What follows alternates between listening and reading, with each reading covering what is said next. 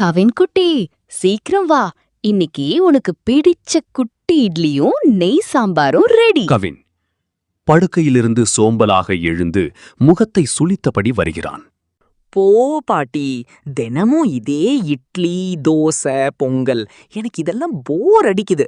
என் friends எல்லாரும் நூடுல்ஸும் பர்கரும் கொண்டு வராங்க. எனக்கு அதுதான் வேணும்.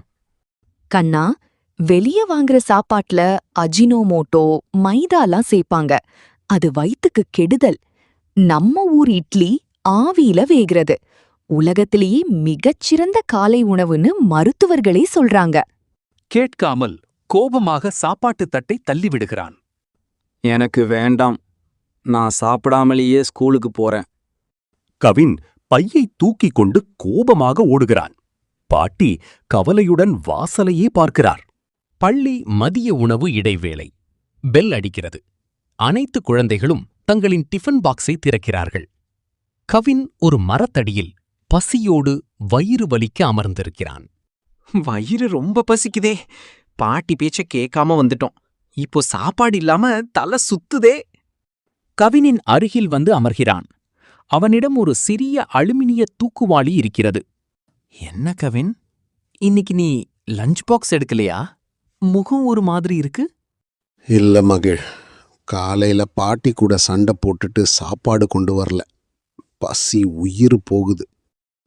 புன்னகையுடன் தன் தூக்குவாளியை திறக்கிறான். கவலைப்படாதே, நாம 2 பேரும் ஷேர் பண்ணி சாப்பிடலாம். ஆனா என்கிட்ட இருக்கிறது ஒரு ஏழை வீட்டு சாப்பாடு. உனக்கு பிடிக்குமான்னு தெரியல. ஆவலோடு எட்டிப் பார்க்கிறான். என்னது இது? வெள்ளையா தண்ணியா இருக்கு?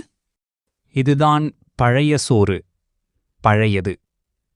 நேத்து மீதி இருக்கிற சாதத்துல தண்ணி ஊத்தி, காலையில கொஞ்சம் மோர், சின்ன வெங்காயம், பச்சை மிளகா போட்டு பிசைஞ்சது. எங்க அம்மா சொல்லுவாங்க, இதுல இருக்கிற நோய் எதிர்ப்பு சக்தி வேற எதுலயும் இல்லையாம். கவின் பசியை தாங்க முடியாமல் ஒரு வாய் வாங்கிச் சாப்பிடுகிறான். அவனது முகம் மாறுகிறது. வாவ் மகிழ், இது என்னவோ ஐஸ்கிரீம் மாதிரி ஜில்லுன்னு செம்ம டேஸ்டா இருக்கு. அந்த சின்ன வெங்காயத்தோட காரமும் மோரோட புளிப்பும் சூப்பர். ஆமா கவின், ஆனா எனக்கு ஒரு ஆசை. உங்க பாட்டி செய்யற சுட சுட இட்லியும் சாம்பாரும் சாப்பிடணும்னு ரொம்ப நாள் ஆசை. எங்க வீட்ல இட்லி பாத்திரம் இல்ல. கண்டிப்பா மகிழ், நாளைக்கு எங்க பாட்டியே நிறைய இட்லி செய்ய சொல்றேன். மதியம் வகுப்பறையில் கவின் சோர்வாக மேஜை மீது தலை சாய்த்து தூங்குகிறான். அவன் ஒரு கனவு உலகத்திற்கு செல்கிறான். அங்கு ஒரு பக்கத்தில் பீட்சா, பர்கர், நூடுல்ஸ் அசுர உருவத்தில் நிற்கின்றன.